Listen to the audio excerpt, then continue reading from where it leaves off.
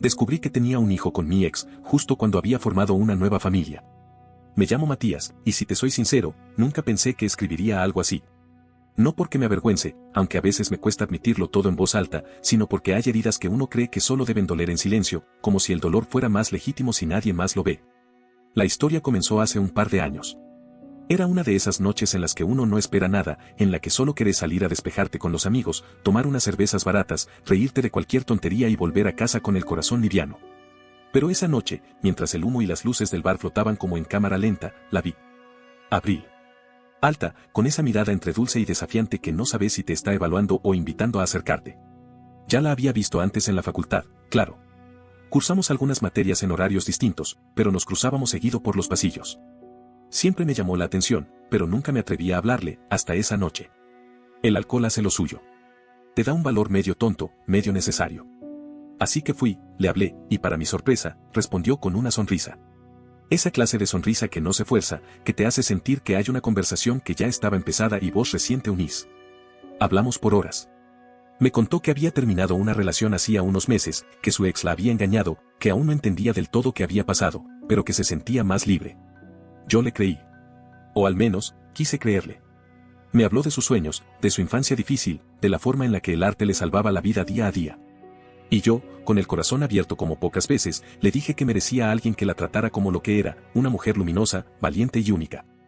Esa noche, sentí que había conocido a alguien diferente. De esas personas con las que te dan ganas de empezar desde cero. A partir de ahí, todo fue rápido. Demasiado rápido, quizá. Cafés eternos en cafeterías viejas del centro, caminatas improvisadas por calles sin rumbo, mensajes a toda hora, miradas cómplices. Y yo, que venía de relaciones donde la desconfianza era la norma, empecé a confiar de nuevo. Me abrí. Me dejé llevar. Una tarde, mientras estábamos en un parque tirado sobre el pasto, con la ciudad zumbando de fondo, le tomé la mano y le dije, Abril, ¿quieres ser mi novia? Ella no respondió con palabras. Me besó. Y en ese beso sentí que el mundo se ordenaba. Pero claro, el amor no siempre es tan simple. Con el tiempo, empezaron a aparecer pequeñas señales. Mensajes que llegaban tarde en la noche, llamadas que no quería contestar cuando yo estaba cerca, nombres sin rostro que se repetían en su celular. Yo intentaba no pensar mal. Me decía que era inseguridad mía, que no podía dejar que mi pasado arruinara algo tan bonito. Pero la duda es traicionera. Se te mete en la piel y empieza a envenenar todo. Una noche, sin querer, vi un mensaje en su pantalla bloqueada. No me enorgullece haberlo leído, pero tampoco me arrepiento. Decía, contigo siento que vuelvo a respirar. Era de Damián, su ex. El mismo que supuestamente la había traicionado. El mismo al que, según ella, nunca querría volver a ver. Me quedé helado. No sabía si romper en llanto, salir corriendo o gritar. Sentí que el pecho se me cerraba. Cuando la confronté, lo negó. Luego lloró. Luego me dijo, como quien suelta un cuchillo, Matías, la verdad, vos nunca me completaste como lo hacía él. Con Damián me sentía viva. No sé cuánto tiempo pasó desde que dijo eso hasta que salí de su departamento. Pero recuerdo el frío. Recuerdo que esa noche caminé más que nunca, con los puños apretados y la garganta ardiendo. Todo lo que había construido en mi cabeza, ese futuro que empezaba a imaginar con ella, se desmoronó con una sola frase. Desde ese momento, entré en una especie de niebla. Los días después de esa ruptura fueron difusos, como si la vida se hubiese vuelto una serie de escenas sin mucho sentido. Me despertaba tarde, apenas comía, y caminaba sin rumbo. Me daba cuenta de que no era tristeza lo que sentía exactamente, sino una mezcla de decepción, vacío y, sobre todo, incredulidad. No podía entender cómo alguien podía sostener tanto con una mano y, al mismo tiempo, estar acariciando otro pasado con la otra. Abril no volvió a escribirme. Ni un mensaje. Nada. Y eso me dolió más de lo que estoy dispuesto a admitir. Porque uno espera al menos una disculpa, un intento de explicación, un cierre. Pero no. Lo nuestro terminó con una confesión cruda y una puerta cerrándose detrás de mí. Pasaron meses. Y aunque no la buscaba, me acordaba de ella todo el tiempo. No por romanticismo, sino porque todo lo que hacía tenía su rastro. El bar al que solíamos ir, el aroma a incienso en ciertas tiendas, las canciones que compartimos en alguna lista de Spotify. Todo me la recordaba. Y a la vez, yo me negaba a mirar atrás. Entonces, un día, cuando el corazón ya no dolía tanto y las heridas empezaban a formar costra, conocí a Paula. No fue una historia de película. No hubo flechazo. Solo una coincidencia en una librería, una conversación sobre novelas latinoamericanas y una risa compartida que se sintió distinta. Ella era tranquila, serena, con una voz que invitaba a quedarte. A diferencia de Abril, Paula no tenía prisa. No necesitaba demostrar nada. No usaba el amor como arma ni como salvavidas. Y eso, al principio, me desconcertó. Me preguntaba si acaso la calma también podía enamorar.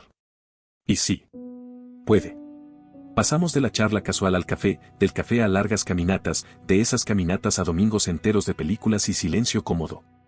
Y, poco a poco, me fui sintiendo humano otra vez. Capaz de querer sin miedo.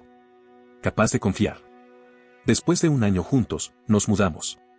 Encontramos un pequeño departamento con paredes blancas y ventanas amplias. No era nada del otro mundo, pero tenía lo que necesitábamos, espacio para construir algo propio. Y ahí, en esa nueva vida, nació Elías. Nuestro hijo. La primera vez que lo tuve en brazos, todo se ordenó. No sé cómo explicarlo sin caer en cursilerías, pero fue como si el universo me dijera que el caos había tenido un propósito. Que toda esa oscuridad que alguna vez sentí tenía sentido solo porque me llevó hasta ese momento. Criar a Elías con Paula fue difícil, como todo lo real, pero hermoso. Nos organizábamos como podíamos, dormíamos poco, reíamos mucho. Y por primera vez, sentí que estaba exactamente donde tenía que estar. Hasta que un día, mientras salía del supermercado, vi a Abril. Fue como ver un fantasma. Estaba más delgada, su rostro tenía un gesto más tenso, más duro. Pero seguía teniendo esa forma particular de mirar, como si pudiera verte el alma sin pedir permiso. Iba con un niño. Un nene de unos 3 o 4 años. Y en cuanto nuestras miradas se cruzaron, supe que iba a acercarse. Matías, dijo, como si solo hubieran pasado días. No supe qué decir. Apenas asentí. ¿Podemos hablar?, me pidió, mirando a su hijo. Estoy sola. Y necesito decirte algo. Me habría encantado seguir de largo, fingir que no la conocía. Pero algo en su voz, en sus ojos, me detuvo. Fuimos a una cafetería cercana. El niño se quedó jugando con un batido y unos lápices de colores que le dieron en el lugar. Y entonces, sin rodeos, Abril me dijo: ese nene no es de Damián. No supe si entendí bien. Me quedé en silencio, esperando que aclarara. Es tuyo, Matías. Mi mente se apagó. Literal. No escuchaba el ruido del lugar. No escuchaba la música de fondo. Solo su voz, repitiendo lo que acababa de decir. ¿Cómo? Es tuyo, repitió, más bajo. Lo supe desde el primer mes. Pero me asusté. Y no quise decírtelo. Pensé que lo mejor era criarlo sola. Damián no está en mi vida. Fue un error. Algo que pasó solo una vez. Me miró. Y ahí estaba otra vez esa mirada, entre suplicante y culpable. No supe qué hacer. ¿Qué decir?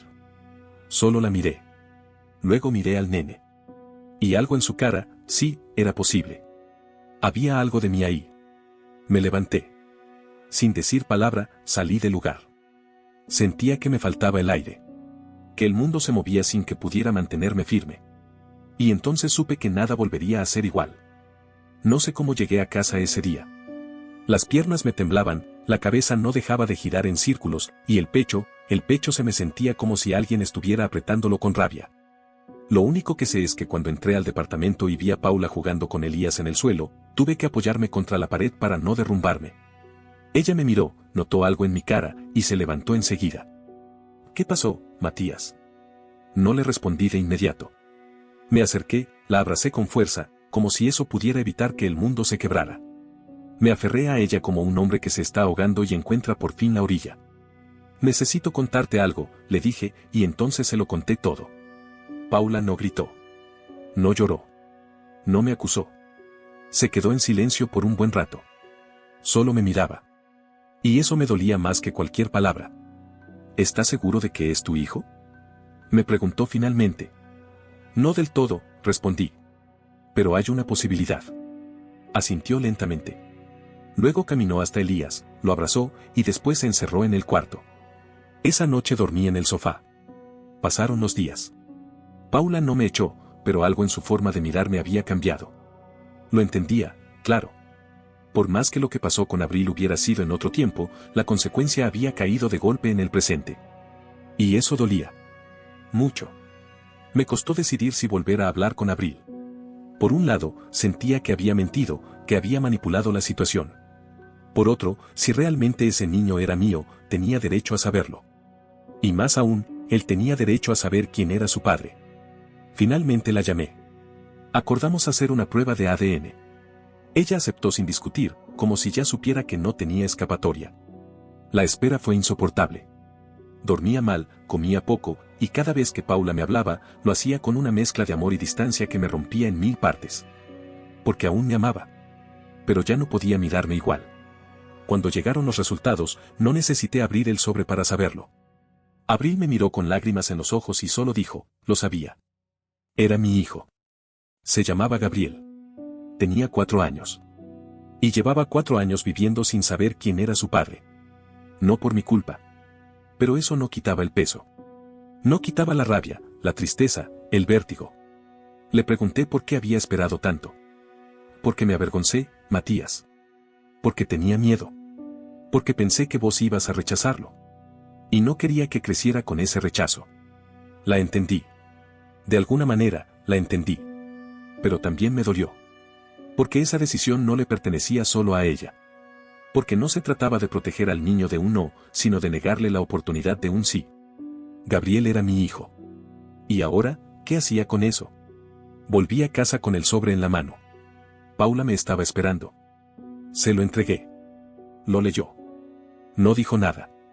Pero esa noche no durmió conmigo. Al día siguiente, hablamos. Matías, me dijo con calma, pero con firmeza. Yo no te culpo. Pero esto cambia las cosas. Y no puedo pretender que no me duele. Vos sos el padre de otro niño. Y ese niño va a necesitarte. Yo no sé si puedo estar en esa historia. No voy a abandonar a Gabriel, le dije. Pero tampoco quiero perderte a vos. No tenés que elegir, me respondió. Solo tenés que ser honesto con vos mismo. ¿Qué clase de hombre querés ser? Y ahí lo entendí. Lo que me estaba diciendo era que no se trataba solo de lo que pasó. Se trataba de lo que yo iba a hacer a partir de ahora. De cómo iba a manejar ese nuevo rol que, me guste o no, me correspondía. Gabriel no pidió nacer. No pidió ser parte de este enredo. Y si yo quería ser el hombre que siempre dije que era, tenía que estar a la altura. Y entonces decidí empezar de nuevo. Los primeros encuentros con Gabriel fueron torpes. Abril estaba presente, claro. No quería que me lo llevara solo, y lo entendía. Para el nene yo era un desconocido, alguien nuevo en una rutina ya formada. Pero había algo en sus ojos, en su forma de observarme, que me hacía sentir que el vínculo no estaba del todo roto, solo que no había comenzado. Le llevé un rompecabezas en esa primera visita. Se sentó en el piso, lo abrió con cuidado y empezó a jugar sin decir palabra. Yo me arrodillé frente a él y pregunté si podía ayudarlo. Me miró, dudó unos segundos, y luego asintió. Armamos ese rompecabezas como si se tratara de algo más grande que un juego, como si estuviéramos tratando de encajar pedazos rotos de una historia que nunca fue contada, pero que de alguna manera necesitaba ser vivida. Los días siguientes fueron distintos. Paula me pedía tiempo, pero seguía ahí. Yo la respetaba. No la presionaba. Sabía que cualquier decisión que tomara no tenía por qué ser inmediata. Ella también había sido arrojada a una historia que no pidió. A veces la encontraba mirando fotos nuestras con Elías y sabía que estaba debatiéndose entre el amor y el cansancio emocional. Me dolía verla así, pero no me permití culparla. Solo le ofrecía mi presencia y mi verdad. Y eso, con suerte, sería suficiente. Abril, por su parte, empezó a bajar la guardia. A veces parecía querer recuperar algo de lo que habíamos sido, pero yo ya no era ese hombre. Le dejé claro que lo único que me interesaba de ella era el bienestar de Gabriel. Y aunque le dolió, lo aceptó. Un día, mientras caminaba con Gabriel por una feria de barrio, él me dijo algo que me marcó. ¿Vos vas a venir siempre, o es por un rato? Me detuve. Me agaché y lo miré a los ojos. Voy a estar siempre que me necesites. Aunque a veces tarde en entender cómo hacerlo. Él sonrió. Y me abrazó. Así, de golpe. Como si ese gesto fuera el contrato más sincero que alguien pudiera firmar. Con el tiempo, Paula empezó a acompañarme en las visitas. Al principio solo observaba, con distancia, sin intervenir. Luego empezó a jugar con Gabriel. A hablarle. A enseñarle canciones que le cantaba a Elías. Y fue entonces cuando todo cambió. Un domingo, mientras regresábamos de una tarde en el parque, ella me tomó de la mano. No dijo nada. Solo me miró con una mezcla de ternura y valentía. Y supe que aún había esperanza. Que tal vez lo que teníamos no estaba perdido, sino transformado. Hoy, las cosas no son perfectas. A veces Gabriel pregunta por qué no vive con nosotros. A veces Elías se confunde cuando ve que hay otro niño que también me llama papá. Pero aprendimos a hacer espacio. A hablar. A construir. No elegí esa paternidad. No la soñé. Pero cuando llegó, decidí asumirla. No porque fuera fácil, sino porque era lo correcto. Y porque, al final, lo que define a un hombre no es lo que planea, sino lo que hace cuando la vida le cambia todos los planes. No olvides dejar tu opinión en los comentarios, dejar tu like y compartir este video.